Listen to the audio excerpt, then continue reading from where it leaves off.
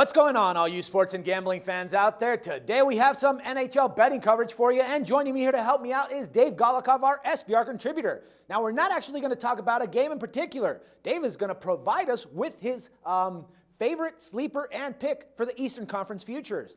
All right, man, so two teams on the list. Your sleepers, I don't know why, but you have the Senators at 35-1, and your favorite, obviously, the New York Rangers at 9-2. So, Dave, start off with the sleeper, man. I think that you may be a little bit higher drunk. I just want to hear what you have to say about the Sens team. Well, that's a fair point, but the Senators are, when you take a look at sleepers in the conference, there's, not many to choose from. There's a bunch of teams sort of in the 5-1 range with the Rangers, Canadiens, Lightning. So those can't really qualify as sleepers. My sleeper is the Senators, who have been arguably the best team in the NHL over the last month. They've won 15 of 18 games. Goaltender Andrew Hammond, as a rookie, he's come in. He's played fantastic. Obviously, he's kind of struggled of late.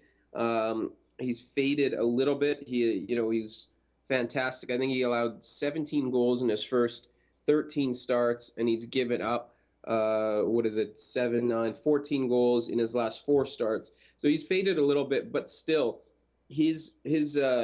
his arrival into the lineup has sent the Senators flying up the standings, and they're now in playoff position. So if you're looking for a sleeper, a team that's kind of got hot, might head into the playoffs with some momentum and surprise some people, the Senators could be it. Right, and especially it's a good price at 35-1. Now, why the Rangers? Why are they your favorite in the Eastern, man? 9-2 are their odds, right?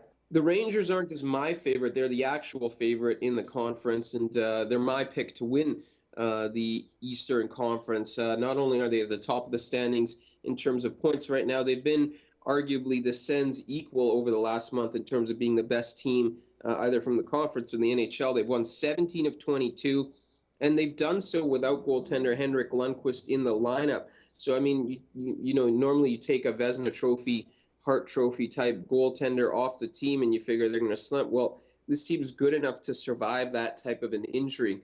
How good are they going to be when he gets back?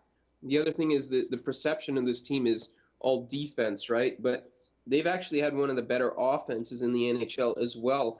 Their 2.99 goals per game is the third best number in the NHL. And so you start adding it up. This is a team that's great on defense. They picked up an all-star in Keith Yandel at the trade deadline. Excellent goaltending. Their offense is doing really well. They've been on fire over the last month. They're heading into the playoffs with momentum, which is something you can't really say for a lot of the other teams in the Eastern Conference. So you factor all those things in, and I think not only are the Rangers the rightful favorite, I think they're probably the team that wins the Eastern Conference for a second straight year.